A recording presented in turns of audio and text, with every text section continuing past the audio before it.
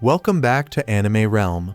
This is my recap for the anime The Daily Life of a Middle-Aged Online.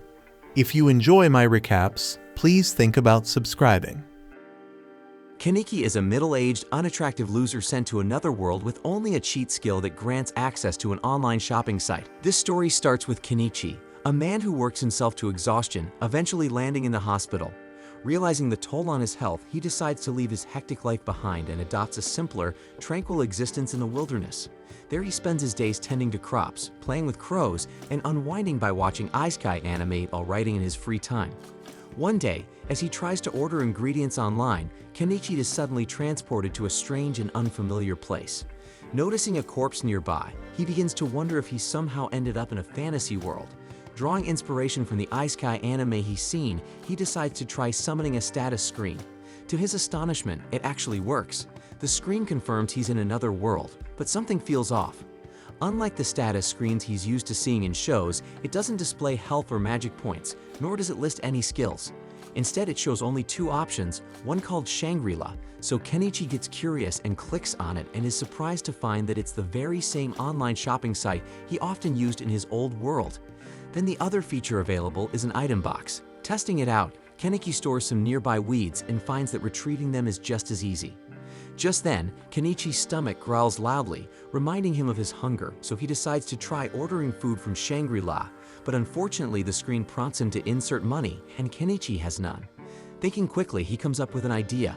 He tests whether he can trade items stored in his item box for cash. Sadly, the weeds he picked earlier have no value, leaving him frustrated and empty-handed. Growing desperate, Kenichi's eyes land on the sword sticking out of the nearby corpse.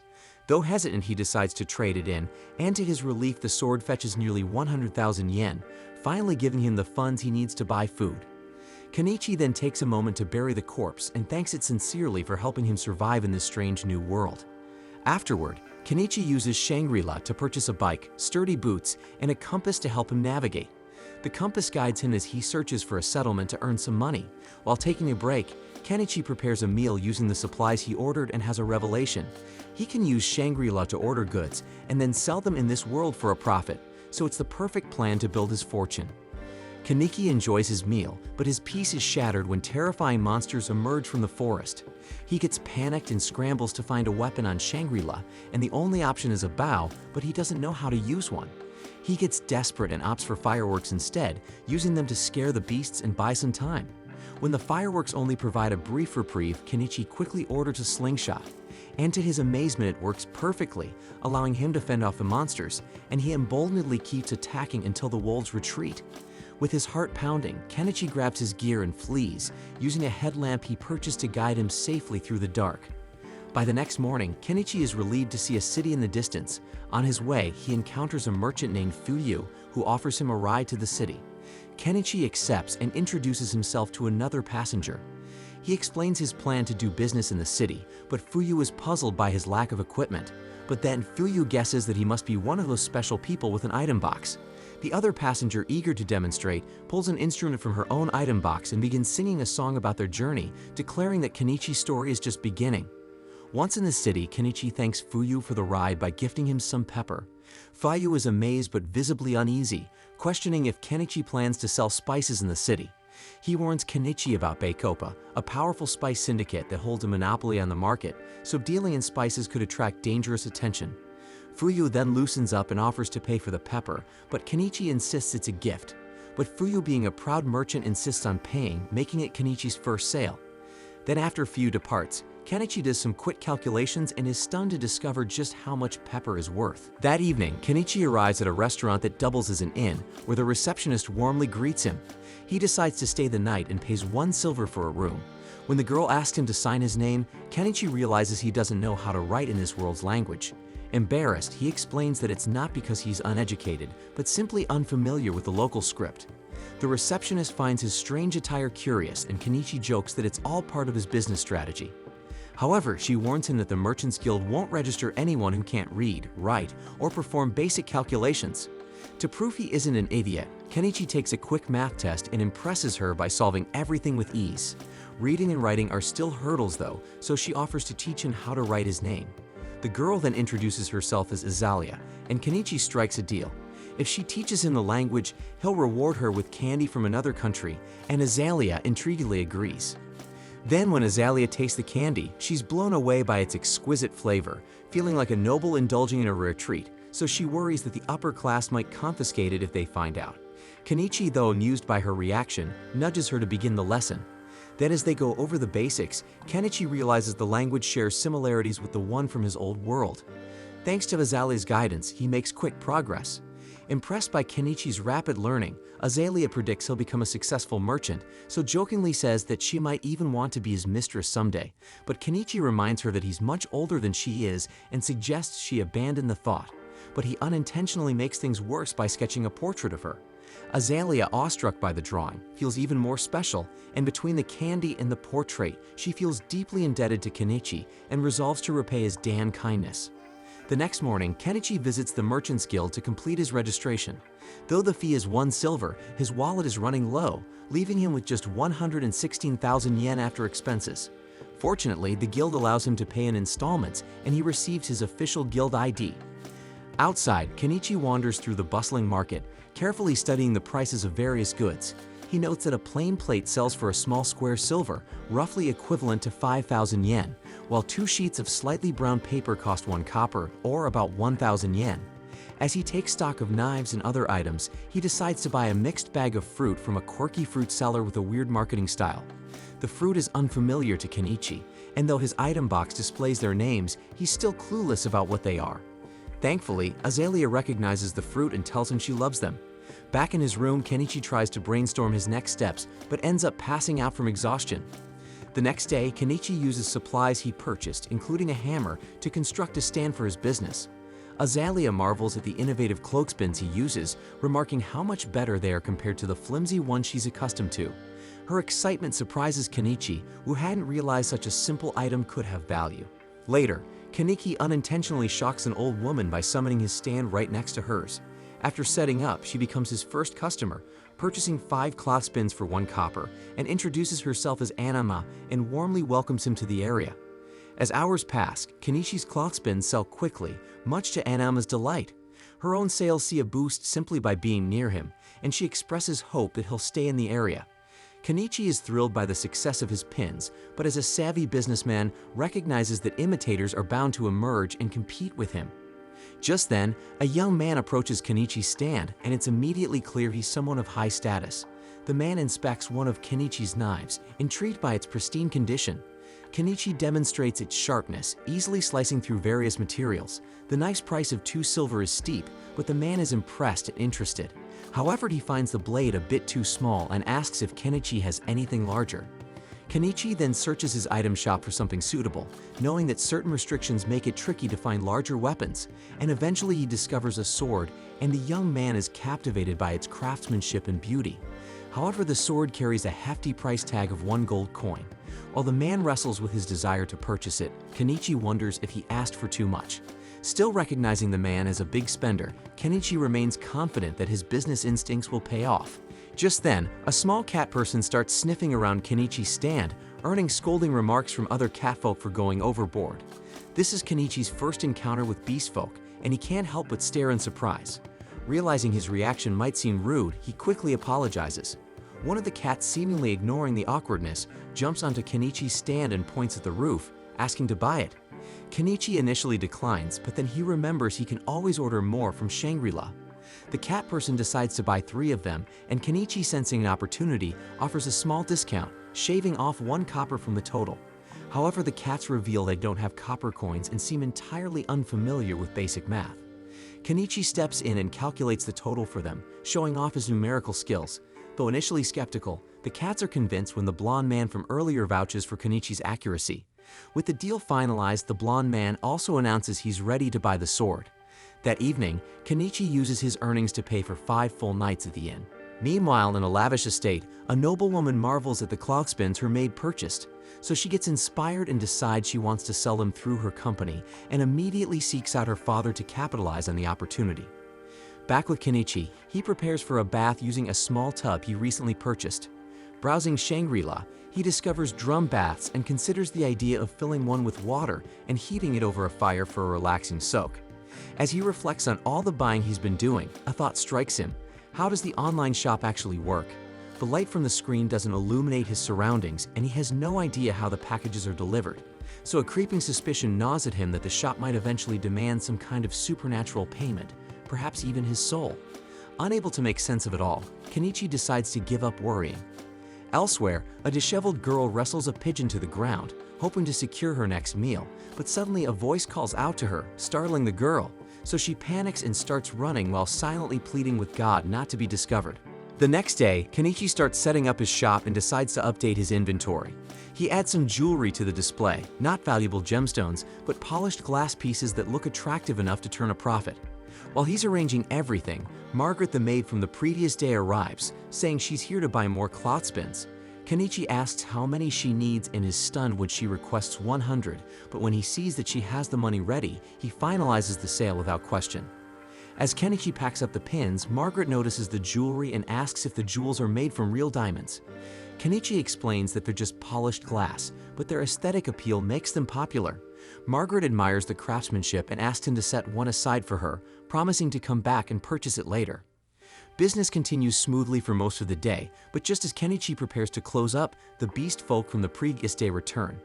Their serious expressions put him on edge, and he worries they might be here to cause trouble. But before he can say anything, the cat girl Miley gets right up in his face and sniffs. She confidently announces to the others that she smells spices on him. The beast folk erupt in cheers, pleading with Kenichi to sell them some. Kenichi is immediately hesitant, and remembering the warnings about the spice syndicate, he knows that selling spices could bring serious consequences. He has no idea how the syndicate operates or what they might do to him if they find out, so he refuses to take the risk. The beast folk persist, but the locals chime in, telling them it's unfair to pressure a newcomer like Kenichi into endangering his livelihood. Eventually, the beast folk relent, understanding his position. However, Kenichi comes up with a compromise. While selling them spices directly is too dangerous, sharing a meal with them isn't against any rules, so he invites the group to join him for dinner, suggesting they meet in the woods outside town to avoid attracting unwanted attention. Overjoyed, the beast folk eagerly agree, and later that evening, they meet Kenichi and Inama at the outskirts of town, ready to cook together and enjoy a hearty meal under the stars. Kenichi prepares to start cooking when Inama asks if she can help. He hands her some vegetables to chop, but as soon as she looks at them, she's amazed at how vibrant and juicy they are. Kenichi explains that he sourced them from a foreign country and guarantees their flavor is as good as their appearance.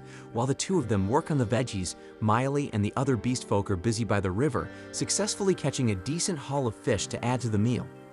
Once the ingredients are ready, Kenichi begins prepping the fish, seasoning it with his carefully selected spices.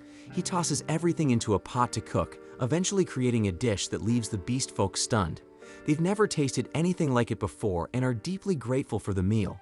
However, the delicious food makes them crave alcohol. Inama tries to talk them out of it, pointing out that alcohol is expensive. But Kenichi sees no harm in indulging them a little, so he pulls out a bottle of cheap booze, pours them each a small glass, and makes them promise never to tell anyone about the meal he cooked for them. Inama warns Kenichi that he might be too generous, but he insists that there's no harm in letting them enjoy themselves, especially since they seem like good people. The night becomes lively as they drink together, laugh, and even bathe in the nearby river, but eventually everyone falls asleep under the stars. Miley, who has grown quite fond of Kenichi, decides to sneak into his bedroll to look for more special spices. The next morning, Kenichi returns to the inn, where Azalea is visibly upset. She scolds him for being out all night, clearly suspicious of his activities. Kenichi tries to explain that he was just hanging out with some beast folk outside of town. However, when Azalea spots Cat Lady fur clinging to his jacket, her suspicions grow. She accuses him of doing far more than hanging out and is furious that he chose to spend his time with a cat girl over her. Later that day, we see that when Kenichi sets up his shop for another day of business, Margaret arrives, but this time accompanied by Primula. At first, Kenichi is momentarily distracted by Primula's striking beauty, but when he spots Margaret standing behind her, he remembers they must be here to buy the necklace Margaret inquired about the day before. He retrieves it, and Margaret pays for it before handing it to Primula, who examines it closely. Primula is amazed by the necklace's craftsmanship, finding it hard to believe it isn't made from real diamonds, so she gets intrigued and asks if Kenichi has more of these in stock. Kenichi retrieves additional pieces from his inventory and lays them out for her to examine. Primula is impressed not only by the quality of his products, but also by the fact that he has an item box, a rarity that adds to his intrigue. She then introduces herself as the daughter of the owner of the Mallow Trading Company and expresses a desire to introduce Kenichi to her father, believing he would be interested in working with him. While Kenichi is intrigued by the opportunity to meet the head of a major trading company, he's hesitant to get involved with influential figures because he fears it could lead to complications. However, Anama reassures him, explaining that Primula's father is highly respected in town and known for his good character. Feeling more at ease, Kenichi agrees to go with Primula, and she invites him to join her in her carriage. As they travel, Primula shows Kenichi some clothespin replicas her craftsman attempted to create. While the wooden shape was easy enough to copy, the metal spring proved too complex to reproduce. Kenichi understands their difficulty, as even he doesn't know exactly how the springs are made, only that the process involves a high level of intricacy. Eventually, they arrive at Primula's home, and Kenichi is awestruck by the size of the estate. However, Primula downplays it, explaining that while it might seem impressive, it's modest compared to the mansions owned by the local nobility. Kenichi and Primula then enter the mansion and are greeted by her father Mallow, a composed and charismatic man. After exchanging pleasantries, Mallow invites Kenichi to sit so they can discuss business, and once Kenichi is settled, he shows Mallow some of the jewelry he has in stock, and like Primula, Mallow is impressed by the craftsmanship. Primula also mentions Kenichi's item box, which intrigues Mallow. He reveals that he owns an item box as well, crediting it as one of the key tools that allowed him to build his trading company to its current success. Mallow points out that if Kenichi uses his item box wisely, he could achieve great things too, though it seems Kenichi is currently only using it for storing supplies. Mallow then gets to the point. He wants to discuss the possibility of Kenichi becoming the official supplier for the Mallow Trading Company. Kenichi, having anticipated a proposal like this, assumes Mallow intends to market his products for maximum profit. However, Kenichi questions why Mallow didn't simply buy items from his store at a low price and resell them for a higher margin. Mallow admits he could have done that, but he considers such tactics underhanded. If Kenichi ever discovered his goods were being resold without permission, it could damage their relationship. Additionally, by negotiating directly, Mallow gains a competitive edge over other traders who might approach Kenichi in the future. Satisfied with Mallow's reasoning, Kenichi listens as Mallow offers him 50% of the retail price for his goods. While Kenichi could push for a higher percentage, he's content with the offer, considering he's already earning significant profits through his online store. He agrees to the deal, and the two shake hands to seal the agreement. After signing the supply contract, Kenichi delivers his first batch of items, earning over 1 million yen worth of coins in the process. As they discuss future plans, Primula spots the beautiful jewels in Kenichi's stock and immediately falls in love with them. She asks Mallow for permission to purchase them for herself, and Mallow sees no issue with it. Primula offers Kenichi 10 gold coins, equivalent to 2 million yen, for the jewels, and this transaction gives Kenichi his first ever 8-figure bank balance since arriving in this world. Encouraged by his newfound financial success, Kenichi decides to start building the peaceful life he's dreamed of by purchasing a home from his online store. The next day, Kenichi leaves the city walls and ventures into the forest to search for the perfect spot to set up his new home. But before heading out, he explains his plan to Azalea so she won't worry, but she finds it odd that he willingly chooses to live in the dangerous forest instead of the safety of the city. But Kenichi reassures her that he won't be too far from the city walls, and she thinks he is really an odd one. After some exploration, he finds a suitable location and begins clearing the area by purchasing a weed whacker from his store. However, he quickly runs into a common issue: fuel costs. While most items in his store are surprisingly affordable, fuel is just as expensive here as it was in his previous world. Resigned to the cost, Kenichi pays for the fuel and continues working until he successfully clears a path in and out of the forest. Next, he turns his attention to the trees. To tackle them, Kenichi buys a chainsaw and starts cutting them down one by one. After several grueling hours of work, he manages to fell a significant number of trees, but when he tries to store the logs in his item box, he encounters another problem. The trees are too long to fit. Frustrated but determined, Kenichi brings out the chainsaw again and cuts the logs into shorter 10-meter pieces that fit neatly into his item box. With most of the tree removal complete, all that's left are the stumps. However, with the sun already setting, Kenichi decides to call it a day and return tomorrow. The next morning, Kenichi returns to tackle the stumps. He starts digging but quickly realizes it's far too much work for someone his age. Unwilling to wreck his back, Kenichi decides to buy a backhoe from his store. But when it arrives, he stares at the massive machine. feeling both impressed and regretful because he just spent 1.2 million yen on heavy machinery to avoid manual labor, so he starts to feel a little regret. However, Kenichi realizes that the amount of effort it saves him might actually make it a worthwhile investment after all. Kenichi then starts the backhoe's engine but quickly realizes a major problem. It runs on diesel, and his store doesn't sell diesel fuel. Panic sets in as he considers the massive waste it would be if the machine became useless after spending so much money on it. Thinking quickly, Kenichi recalls that diesel can be homemade by mixing kerosene with additives. However, he hesitates, knowing that getting the proportions wrong could ruin the backhoe's engine. To play it safe, Kenichi decides to test his mixture on a diesel generator first. He carefully fills the generator's tank with his concoction, starts it up, and to his relief, it works perfectly. Confident his homemade diesel will work for the backhoe, he plans to return the next day to finish clearing the forest. That night, Kenichi realizes another issue. The sheer number of bugs in the woods is unbearable. Determined to solve the problem, he visits a local magic shop the next day to purchase some bug-repellent magic stones. The shop's wizard owner greets Kenichi and asks where he's from since he hasn't seen him around before. Kenichi explains that he's a foreigner who recently opened a shop in town and is looking for bug-repellent stones. The wizard informs him that the stones cost 3 silver coins, which Kenichi finds expensive. Hoping to strike a deal, he offers the wizard 2 oranges as part of the payment. The wizard, intrigued by the exotic fruit he's never seen before, agrees to the trade and lowers the price. Later, Kenichi discusses the wizard with Anama, who tells him the wizard is well known for his vast knowledge and is a good person to befriend. She contrasts this with the town's most infamous figure, Shaka, the leader of a notorious bandit group.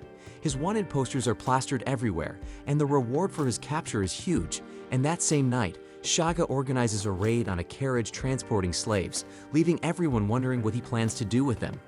The following day, Kenichi returns to the forest, finally ready to use his backhoe. His earlier regrets vanish as he discovers how much easier the machine makes his work and how much fun it is to operate. With the stumps cleared, Kenichi feels unstoppable in his quest for a peaceful life in the woods. However, his excitement is tempered by the realization that his bank account is running dangerously low after purchasing the backhoe. So for now, he decides to pause any further construction and focus on rebuilding his finances.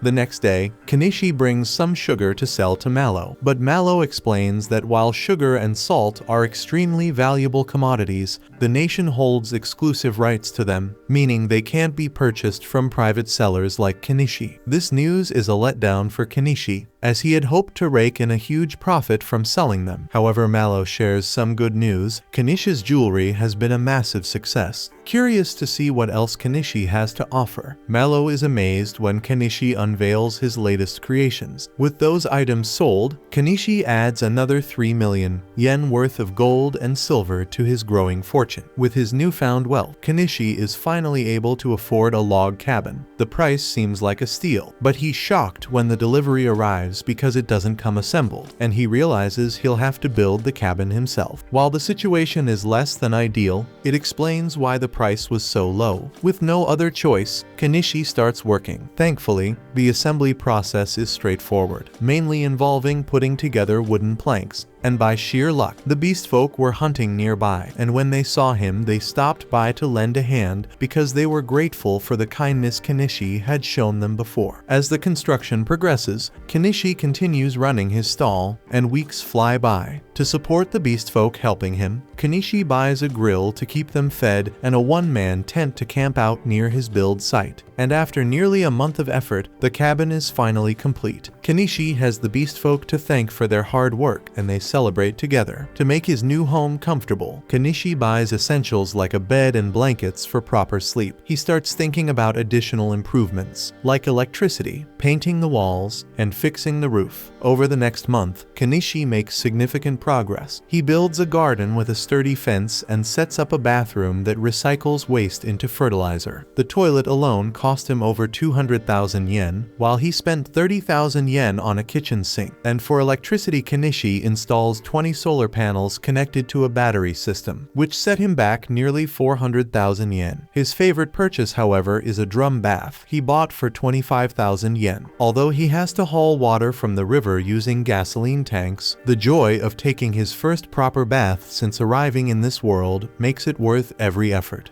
Kenichi takes a moment to appreciate the fruits of his labor. This is the epitome of slow, living a peaceful life in another world as the ruler of his own little domain. With a satisfied grin, he declares that his idyllic new life has officially begun. Later, Kenichi thanks Azalea as he prepares to leave the inn, explaining he won't be staying there anymore. However, she insists she's the one who should be thanking him. The next morning, Kenichi sets off with the camera he bought to take pictures of the wilderness. He couldn't be happier with his slow, idyllic life, but his peace is short-lived. While wandering, Kenichi accidentally triggers a trap and soon finds himself dodging a hail of arrows. He realizes he's under attack by beast folk who have noticed him living in the forest. As they discuss killing him, Kenichi fully grasps the harsh reality of this world. Determined to survive, he goes on the offensive, pulling out his slingshot and firing off several shots Rambo style. He scares the beast folk further by using fireworks, then terrifies them into retreating with his backhoe. After the commotion, Kenichi stumbles upon an injured cat, which was struck by one of the beast folk's arrows. The cat, clearly wary of him, refuses to let Kenichi get close.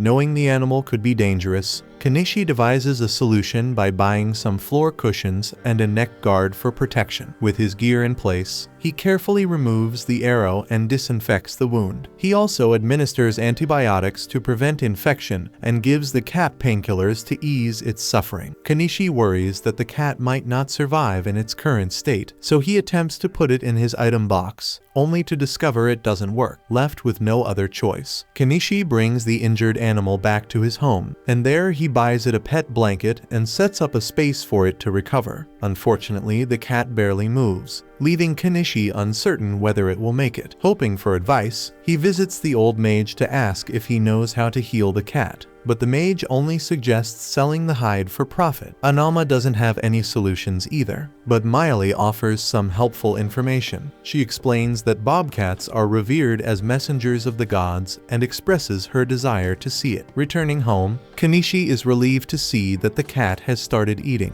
Miley identifies the attackers as dogmen responsible for firing the arrow, and to stop the cat from licking its wound, Kenichi buys it a collar. Impressed by Kenichi's kindness, Miley decides to thank him on the bobcat's behalf. She then hunts down some birds, and Kenichi prepares them on a portable grill, and after seasoning the meat, Miley takes a bite and is blown away by the flavor. She then asks to stay the night so she can help keep an eye on the bobcat and doesn't even mind that Kenichi only has one bed. Days later, the bobcat shows signs of a full recovery, so Kenichi shifts his focus to farming. He buys plants and fertilizer from Shangri-La, but realizes that hauling water from the river every day would be a nightmare. To solve this, he starts planning to dig a well. That night, Kenichi has a peculiar dream and wakes to find the bobcat nudging him. It seems to have fully healed and wants to go outside, and when he opens the door, it dashes off into the wilderness, and Kenichi wishes it well in its new life. With the bobcat gone, Kenichi decides to take a short break from his stall and focuses entirely on digging the well. To do this, he purchases an earth drill and an electric well pump. After a week and 50,000 yen spent, Kenichi finally has running water. Just as he's enjoying this success, Primula shows up, saying she hadn't seen him at the market. She explains that Miley told her where to find him and is astonished by the impressive setup he's built, and particularly curious about the giant metal object behind his house. Kenichi quickly improvises, calling it his loyal servant and claiming it's his familiar. Primula takes him at his word, now convinced that Kenichi can use magic. Kenichi, sensing the misunderstanding, rolls with it and asks her to keep this secret to herself. He then points out that the city gate is about to close for the night and guesses that she intends to stay at his place. Primula cheekily turns the tables, acting as though it was Kenichi who invited her to stay. Kenichi warns her that he only has one bed, but Primula shrugs it off, clearly unfazed. She's also astonished to learn that Kenichi has a bath, which only sweetens the deal. Later that night, Primula nervously gets into the bath, but panics when the darkness spooks her, so she calls out for Kenichi and insists he stay nearby to ease her nerves. Kanishi makes sure she's comfortable, but when he tries to leave, she stubbornly refuses to let him go, so he suggests she take a bath during the day if she's afraid of the dark, but Primula refuses to miss the opportunity. Kanishi then reminds her that they don't know each other well, and that he could be dangerous. However, Primula brushes off his warning, saying she's heard from Miley all about the kind things he's done for the bobcat. Later that night, Kanishi buys Primula a bathrobe, and she immediately suggests they sell it. While Kanishi wasn't planning on selling bathrobes, Primula insists that their customers would love such a luxurious product. After some thought, Kanishi agrees to a limited sale, and Primula beams with gratitude. He then buys an 8,000 yen nightgown, leaving her stunned by its softness and quality. She even jokes that with goods like this, Kanishi could become the top merchant in the entire kingdom. Kanishi, however, quickly dismisses the idea, pointing out that attracting the attention of nobles would bring nothing but headaches. He just wants to earn enough to enjoy a quiet, peaceful life filled with good food. Understanding his worries, Primula promises that the Mallow Company will never reveal him as their supplier. Later, Kanishi surprises her by sketching a quick but flattering portrait of her, and the two head to bed. In the middle of the night, Primula quietly whispers to see if Kanishi is awake, but he pretends to be fast asleep because he knows exactly what she wants. Meanwhile, the mysterious girl from earlier is shown being mistreated by Bandit. Shaga, the bandit leader, seems pleased with their loot and listens as his men tell him they've just received a new job. The following day, Kanishi escorts Primula back home, knowing full well that her father will have questions about her spending the night at his place. However, Kanishi is taken aback when Mallow simply thanks him for taking care of his daughter. Mallow admits he'd been worried about her and jokes about who she could possibly take after. Kanishi then presents Mallow with the bathrobes, which he explains are made with exceptional materials. He even pulls out a sample of hot lingerie as a joke and says that this shit would make any man who sees it look like The Rock. But Mallow looks so overwhelmed that Kanishi quickly clarifies he wasn't serious. Just then, a maid walks in carrying a stack of documents. Mallow explains that the nation has implemented a new system for keeping ledgers, forcing him to rewrite them. He mentions that this system, called double-entry bookkeeping, was invented in the neighboring empire. This revelation shocks Kanishi, as he recognizes double-entry bookkeeping from his old world. Mallow further explains that the empire's rapid growth is thanks to the inventions of a mysterious man. Mallow then invites Kanishi to join him as he reviews a new prototype product he recently purchased. Kanishi is stunned when he sees that the prototype is a pitcher pump, and Mallow is impressed that Kanishi already knows about it. Kanishi, however, is shocked because this pump is something straight out of his old world. The realization that two such items double-entry bookkeeping, and now the pitcher pump exist here, makes Kanishi wonder if someone else from his old world has been reincarnated in this one. Feeling a mix of frustration and competitive spirit, Kanishi tries to showcase a new type of vehicle design, hoping to impress them. However, the attempt backfires as they burst into laughter, assuming his odd-looking sketch was a joke. Primula, on the other hand, begins visiting Kanishi more frequently, often staying overnight. Then one evening, she reveals that she will be leaving on a month-long business trip, and during their conversation, Primula boldly asks for that hot see-through clothing piece Kanishi had shown her earlier. Surprised, Kanishi jokingly assumes there's a special guy she wants to impress.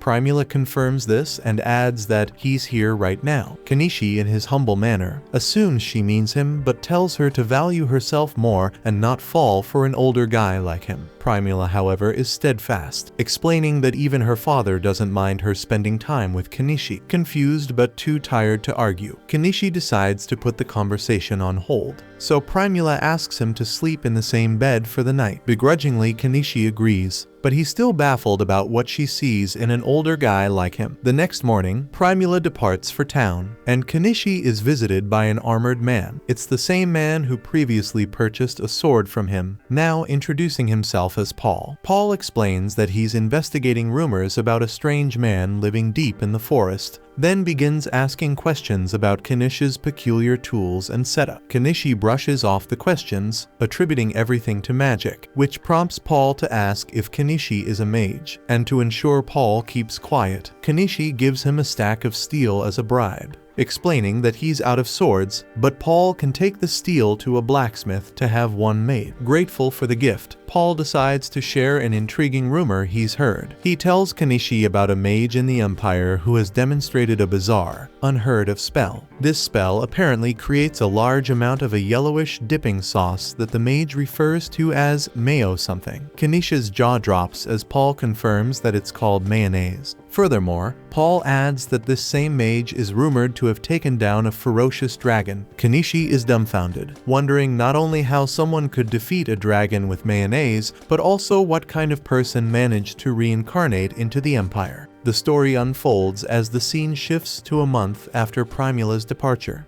Kenichi anticipates the return of the Mallow Trading Company's caravan, expecting it to arrive at any moment. Planning to stop by later to meet Primula, he suddenly noticed some commotion in town and decided to check it out. From the chatter around him, he learned that a caravan had been attacked and Primula had been kidnapped. Looking around, he spotted Mallow pleading with passing adventurers for help, but no one was willing to step in since the culprit was Shaga. Even the guild and the knights refused to assist, claiming they needed several days to prepare. Seeing Mallow in such despair, Kenichi couldn't help but feel sorry for him. The crowd around them didn't seem interested in challenging a bandit leader with 50 men under his command, choosing instead to hang back and watch, while Mallow continued to cry out for someone to save his daughter. Elsewhere, Primula was thrown into a cell. She demanded to know what the bandits planned to do with her, and Shaga smirked, telling her that with a hot body like hers, it was no surprise that some perverted noble wanted her for himself. Back in town, Mallow had now turned to Kenichi, desperately begging him for help. Kenichi hesitated for a moment, but ultimately assured him that he would rescue Primula. He knew he was being reckless because there was no way someone with his limited combat experience could take on an entire band of bandits. But there were moments in life when a man simply couldn't back down, so he told Mallow that he would need money to make the necessary preparations, and without hesitation, Mallow handed it over. Meanwhile, a few catfolk who had been observing the situation quickly ran off to find Miley. Mallow then informs Kenichi that the bandit base is roughly 40 leagues west, hidden in the old ruins of a castle on the mountainside. Kenichi realizes that if it's 50 kilometers away, he's going to need a ride, so he decides to buy a truck. He then asks everyone around him to step back as he prepares to use summoning magic. When they do, he buys the truck, and as it appears, he climbs on top, explaining to the stunned onlookers that this is a metal carriage that follows his commands. He then asks if anyone is willing to join him on this mission, offering weapons and pointing out the high bounty on Shaga's head. He insists that, with a proper plan, they can take them down. However, no one steps forward, believing they stand no chance against a band of 50 men, and they back away, unwilling to take the risk. As Kenichi prepares to leave, a bobcat suddenly jumps onto his truck, and he realizes that it wants to accompany him. He thanks it, appreciating the support. Just then, the catfolk arrive, relieved that they made it in time. They inform him that they will be joining his mission, and he expresses his gratitude. He then hands them weapons, arming them with axes and long machetes, and he gives Miley a bow. At that moment, Paul arrives and offers to join them, and Kenichi is pleased to have him but questions why he's in full armor. So Paul explains that he went to retrieve his sword and decided to put on his armor to fully prepare for battle. He unsheathes his blade, and Kenichi instantly recognizes it as being forged from the steel he had given him. Paul then mentions that taking down Shaga and his gang would be an ideal first mission for his wolf fang, and suddenly, the old mage steps forward, offering to join them as well. Kenichi hesitates, telling him this mission isn't suited for an old man, but the mage merely smirks and fires a fireball into the air. He declares that he was once an adventurer and assures Kenichi that he will be a valuable asset in combat. He also admits that he is curious about the unique magic Kenichi wields. Seeing his capability, Kenichi decides to bring him along. Just then, Anama approaches, asking to accompany them. Kenichi reminds her that they are heading into battle, not on a trading journey. However, Anama insists that while she may not be useful in combat, she can still prepare their meals. Seeing her determination, Kenichi agrees to let her come. He then turns to the gathered townsfolk and adventurers, offering them one last chance to join, but they are unwilling to get involved, so they quickly vacate the area. Just then, Mallow desperately asks to go with Kenichi, but Kenichi refuses, telling him that he should focus on getting his wound treated first. He reassures him that Primula will return home safely, and hearing this, Mallow is relieved, though still visibly worried about his daughter. Afterwards, Kenichi registers himself at the Adventurers Guild, paying a single silver coin for the registration, and formally submits a request to take down Shaga. We then see his group heading out of town, but as they pass through the streets, murmurs spread among the townspeople. Many believe that Kenichi and his group are simply going to take Mallow's money and flee, convinced that a handful of amateurs stand no chance against Shaga. But despite the doubtful stares and whispers, Kenichi ignores them, keeping his focus on the mission. Meanwhile, at the bandit hideout, Anemone hands Primula a piece of bread for lunch, but Primula quickly notices that Anemone looks just as hungry as she is, so without hesitation, she tells her to eat the bread instead. As Anemone eats, Primula asks her if she is also being held captive, and she nods. With a reassuring smile, Primula tells her not to worry, promising that they will get out of there together. Anemone looks at her doubtfully and asks how that's possible, so Primula simply states that someone will come to help them, and when Anemone asks if she means God, Primula sees the hope in her eyes and nods without further explanation. Back on the road, Kenichi and the others continue their journey, and as night falls, they set up camp and prepare dinner. Kenichi makes a simple vegetable soup, but as they eat, the catfolk notice the bobcat enjoying some cat food. Curious, they ask Kenichi if they can try some, and he hands them a portion. To their surprise, they find it delicious. Seeing their reactions, the old mage gives in to his own curiosity and takes a bite, only to realize that he likes it as well. After their meal, Kenichi gathers the group and explains the strategy to take on the bandits. Everyone listens carefully, and no one raises any objections to the plan. Aware of her own limitations, Anama volunteers to stay behind, knowing she would only slow them down. Later, Miley moves ahead to scout the enemy base, using a transceiver that Kenichi gave her, and when Kenichi speaks to her through the device, she gets amazed. Kenichi then explains that it's a magic item that enables long-distance communication. The old mage, watching closely, remarks that even the Empire likely doesn't possess such technology, so Kenichi tells him to act as if he never saw it. With Miley now scouting ahead, Kenichi decides it's time for the rest of them to move. But before they depart, Kenichi turns to Anama and instructs her to return to the Adventurers Guild if he does not return within a day. He tells her to report that the mission to defeat the bandits has failed, and she nods in understanding. As they approach the bandits' camp under the cover of night, Miley scouts ahead and reports back to Kenichi. She spots guards stationed at the watchtower, while the rest of the bandits are inside getting drunk. Seeing this as the perfect opportunity, Kenichi decides it's time to strike. Realizing he's about to dive into his first real battle, one of the cat folk hands him a nut to eat. Without thinking much of it, he pops it into his mouth only to discover too late that it's some kind of drug. A wave of euphoria washes over him, leaving him feeling absurdly happy despite the impending danger. With adrenaline and whatever strange substance now coursing through his veins, Kenichi jumps into his truck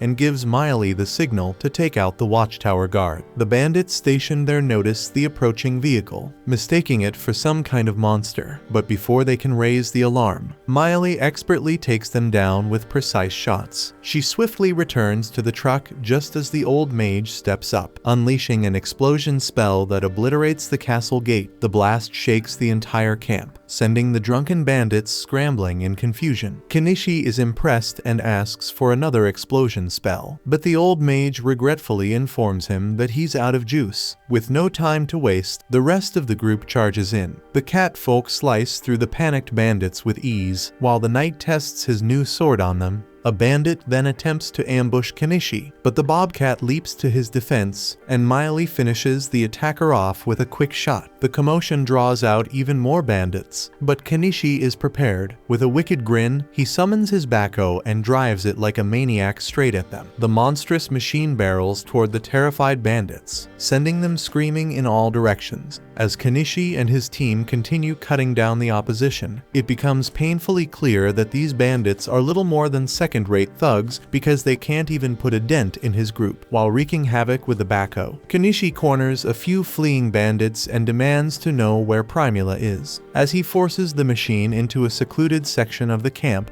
it unintentionally uncovers an underground cell, revealing Anemone and several other captives. And seeing Kenichi in his massive machine, Anemone stares in awe, wondering if he might be some kind of god. But Kenichi quickly realizes that Primula isn't among the prisoners. A loud, furious shout echoes through the camp. Shaga emerges, holding Primula hostage. Primula's face lights up with relief upon seeing Kenichi, knowing he's come to rescue her. Meanwhile, Shaga sizes up the group, surprised that someone capable of controlling monsters has come all this way for the girl. Kenichi demands that he let her go, but Shaga has other ideas. With a smug smirk, he presses his blade against Primula's melons and sneers, ordering them to drop their weapons or she dies. They ignore him, and in frustration Shaga rips off part of Primula's clothes. He sneers, saying he would have enjoyed her properly if he had known things would end like this. Kenichi then quietly buys a laser sight and instructs Miley to shoot Shaga as soon as he blinds him with the light. She nods, understanding the plan. When Kenichi flashes the light into Shaga's eyes, he instinctively lets go of Primula, and Miley takes the shot. Primula immediately runs toward Kenichi, but Shaga refuses to let her escape. But before he can grab her again, an unseen force suddenly throws him forward, landing him right in front of Miley. She coldly tells him she won't miss this time and fires, killing him instantly. With Shaga finally dead, Primula rushes into Kenichi's arms, hugging him tightly. But thanks to the lingering effects of that damn drug from earlier, Kenichi suddenly feels an overwhelming urge to push her down and claim her right then and there, but he forces himself to keep his instincts in check. As things settle, one of the cat folk quickly heads back to inform Anama of the situation. Meanwhile, inside the castle, the rescued girls take a much-needed bath while Kenichi stores away his backhoe. He provides them with fresh clothes and asks Primula to assist Anemone with washing up. He also hands her a pair of scissors, requesting that she trim Anemone's hair. Seeing the scissors, Primula's merchant instincts immediately kick in, and she asks if she can sell them through her company. In her excitement, she accidentally lets her towel slip. While Kenichi thinks she truly has the mind of a merchant, the other girls quickly alert her, and she gets embarrassed. After their bath, the girls emerge looking refreshed, and Anemone appears completely transformed. Kenichi introduces himself and asks for her name, and as they talk, the group pieces together that a noble was behind the kidnapping. Anemone then hands a letter to Paul, and upon reading it, the old mage realizes why the guild and the knights delayed taking action. It was because of noble interference. Kenichi praises Anemone for her bravery in revealing this information. Later, Anama arrives at the castle, relieved to see that everyone is safe. She notices how small Anemone is and comments that the girl is the same age her child would have been if they were alive. Kenichi is surprised to learn that she once had a child, and Anama solemnly explains that she did, but she passed away during the plague. That night, as everyone settles in to rest, Kenichi lays down exhausted. He notes that there was some grim discussion earlier about disposing of the bandit corpses, but he's too damn tired to think about it now. And with that, he drifts off to sleep, ready to return to Dahlia in the morning. Later, we see Kenichi and his crew returning to town, where Mallow and the rest await them with eager anticipation. Pulling up in their truck, Mallow's face lights up as he sees his daughter dashing toward him. In a heartfelt reunion, they embrace tightly, both relieved and delighted that everyone is safe. Mallow's eyes are drawn to the stylish blouse that Primula is wearing, and Primula reveals that it was a gift from Kenichi, and they both agree that the blouse is quite valuable and bound to fetch a handsome price. Kenichi, unsurprised that even in these circumstances, business talk finds its way into their conversations, listens as Mallow expresses his gratitude for rescuing his daughter. Mallow then asks if Kenichi has secured the loot in his item box, and Kenichi says that he did. The narrative then flashes back a bit to reveal that the catfolk had once asked Kenichi to store the bandit heads in his item box. They explained that returning the severed heads was essential to prove that they had vanquished the bandits, and given the enormous bounty this time, it would also serve to verify his identity by face. Although it seemed a bit odd for his first time handling such a task, they assured him that he would soon get used to it. Miley warned him that the heads tend to start smelling as time passes, making it challenging to carry them in the usual way. Luckily, his item box made this a non-issue. Kenichi mused that he should have expected such peculiarities in this other world and proceeded to stow the heads away in his item box. He also mentioned that he had gathered various items stolen by the bandits from their hideout, about 100 gold coins, along with assorted rugs, pottery, gems, swords, and other valuable treasures. He recalled that before leaving the bandit hideout, he had asked the girls if they wanted to return home, offering them a ride. Some of the girls admitted that they couldn't go back since everyone they knew at home had perished. Seizing the moment, Kenichi asked if they would prefer to come with him to Dahlia instead. They agreed,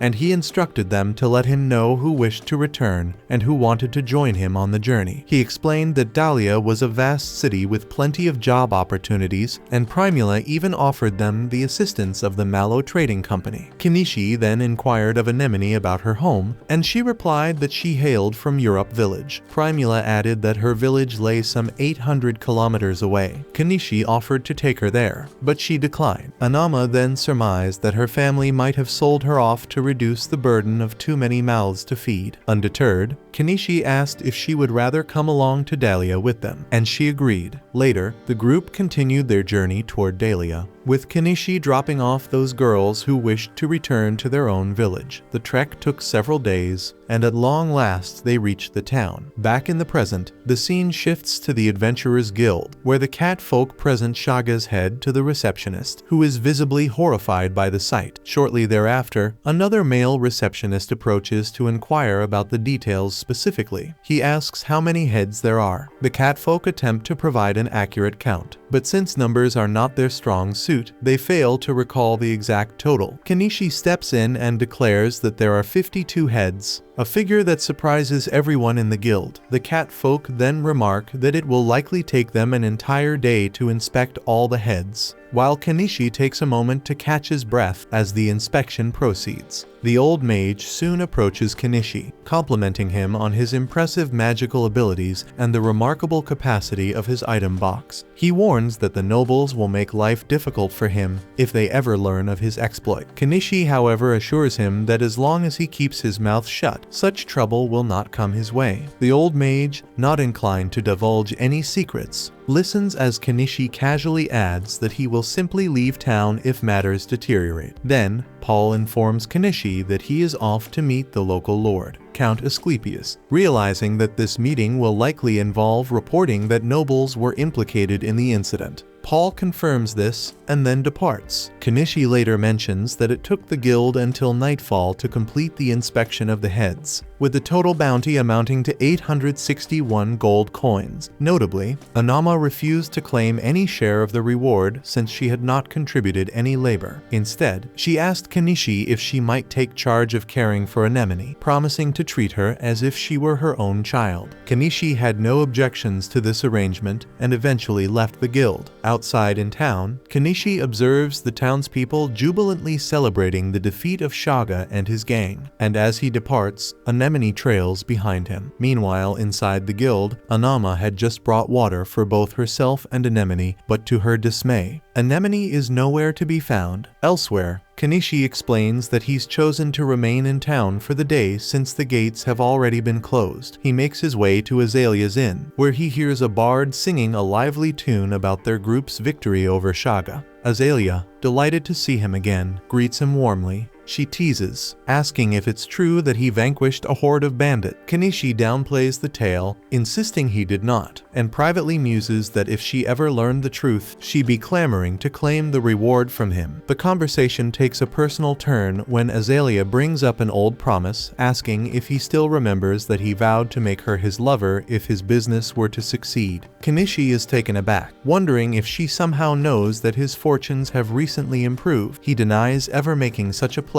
and in return asks if she might spare him an empty room. With a hint of playful theatrics, she feigns tears and questions whether she was nothing more than a fleeting dalliance in his eyes. Tired to continue this shit show, Kenichi retreats to his room, silently thinking that it's only a matter of time before the nobles catch wind of his exploits. That night, as Kenichi slept, Azalea quietly slipped into his bed. Even though he mumbled that he was utterly exhausted from the day, she began to undress, intent on pursuing their intimacy. But their damn moment was abruptly interrupted when Anemone entered the room, causing them to immediately cease their love actions. The next morning, Kenichi reveals that in the end, Anemone decided to stay with him. He then heads over to Anama's shop, intending to hand her off to her rightful care, but to his surprise, she isn't there. Undeterred, he sets about his daily errand. First, he stops by a weapon shop, where he sells the arms he had recovered from the bandits for a total of 32 gold coins. Next, he offloads a collection of vases and assorted valuables to the Mallow Trading Company, netting him 35 gold coins. Finally, he takes some furniture to the old mage's shop and earns another 22 gold coins from the sale. In the end, the total reward came to 89 gold coins, which they divided evenly 7 ways, each person pocketing 12 coins. Kenichi decided to present the dresses to Anama and the other women who had stayed behind, and afterward he headed back to his house. There, they found Anama waiting, delighted to see that Anemone was safe. Once inside, Anama discovered that Anemone wished to remain with Kenichi. She told the girl that if she came with her, she'd learn the ins and outs of running a business. But Anemone refused. Kenichi then asked if she was absolutely sure. When she confirmed, Anama agreed to let her stay with Kenichi for now, promising that she could always return if things got too rough. Later on, Kenichi escorted Anama to a carriage bound for town and then returned to his own home, where he asked Anemone why she wanted to stick with him. She admitted it was because he had fed her until she was completely satisfied, and they later enjoyed a hearty dinner together. Following dinner, at Anemone's insistence, they took a bath together and eventually spent the night in each other's company. However, later that night, a group of shady-looking men prowled around Kenichi's house to keep an eye on him, and he ended up having a terrible nightmare that left him waking in distress. About half a month later, news came that Paul had been elevated to Baron for his role in defeating Shaga. He was given charge of a small territory, tasked with recruiting new settlers, and even on the lookout for a wife. There were even rumors circulating that a noble had been stripped of their rank, something Kenichi found hardly surprising, given that bandits had been hired to kidnap Primula. Not long after, while out in town, they noticed a peculiar bicycle rolling by, which Anemone identified as a dray sign. Kenichi recalled that initially, Mallow and Primula had laughed at his idea. However, once the dust had settled after the Shaga incident, they recognized his foresight summoning him later. They gave him 5 gold coins for his idea, apologizing for their earlier mockery and even purchasing the rights to the dray sign. Soon after, Kenichi sensed someone was tailing him, though he couldn't pinpoint any suspicious figure, yet he was sure he was being followed. Eventually, the guild managed to wrap up all their paperwork and distributed the reward. Kenichi used his share to repay the funds he had borrowed from Mallow for his preparations, and he split the remainder among the women he'd rescued. In the end, only a single coin remained, which he handed over to Anama, and then she offered Anemone a fruit to eat. And then once again, Kenichi sensed someone was watching him, and this time he pinpointed the culprit. Grabbing Anemone's hand, he bolted from the scene, only to notice an entire group in hot pursuit. He dashed through narrow alleys, deliberately knocking over boxes to slow them down. Yet his escape was thwarted when a carriage intercepted him and the pursuers managed to capture him. They ordered him to climb aboard quietly, explaining that their employer wished to meet him. While feigning compliance, Kenichi quickly purchased some firecrackers and lobbed them into the carriage and around the chasing men. The resulting commotion gave him the perfect opening to slip away from under the carriage. Even as they continued to chase him, he procured a crossbow and successfully intimidated them into retreat with his threats. Just then Mallow arrived, inquiring about the commotion. Kenichi and Anemone boarded Mallow's carriage, briefing him on the men chasing them. Mallow surmised that the anti-monarchy faction was likely behind the pursuit and advised Kenichi to seek help from the local lord, and he's a man known for his decent nature. Although Kenichi trusted Mallow's judgment, he suspected that the lord would inevitably impose taxes in exchange for his assistance that he'd find impossible to decline. And then he alighted at the edge of town. Meanwhile, back at Mallow's compound, Mallow recounted to his daughter how he had met Kenichi earlier. She recalled that they had yet to thank him for earning their family name and explained that the Lord had commended them for inventing the Dre sign so much so that he even permitted them to adopt a family name derived from it. As a result, she is now known as Primula ni Dre sign. Mallow then solemnly told his daughter that their company owed a tremendous debt to Kenichi and that they must find a way to repay it. Early the next day, Primula is busy getting ready. She recalls how at first she had pegged Kenichi as just a boring old man with a tiny stall. But as she got to know him, she discovered he was both knowledgeable and gentle qualities that shone through in the exceptional products he stored, which had earned their company handsome profits and a respected family name. This reputation made her desperately try to win him over, even if her efforts initially seemed futile. Yet when he came to save her, it became clear that he truly cherished her. Convinced by his actions, she decided to be with him. However, when she went to his house, she was surprised to find that both the house and the surrounding fields had vanished. Meanwhile, Kenichi is seen riding out of town on an off-road bike. Along the way, he meets Fayu, and they stop to chat. Fayu soon learns that Kenichi has become a merchant. He bombards him with questions, even wondering if the famed Dre sign everyone's been raving about is the custom model Kenichi now boasts. Kenichi confirms that it's indeed specially made for him, and Fayu asks where he's headed next. Kenichi recalls packing everything into his item box and leaving his old home behind. Although he sometimes wondered if his coming here had a deeper meaning, he was happy to know that his coming here had saved Primula. As he prepares to continue, a bobcat appears. Kenichi bids the creature farewell and wishes it a good life, only to notice that the bobcat follows him, as if it too wants to come along. Back in the present, Kenichi tells Fayu that he's currently on a journey with no fixed destination. When Fayu asks about the two companions with him, Kenichi simply replies that they are his family. With that, he rides off, and Fayu offers a silent prayer for his safe travels. That concludes this episode. Thank you for watching. If you want to see the next part, be sure to subscribe to the channel and turn on the notification bell.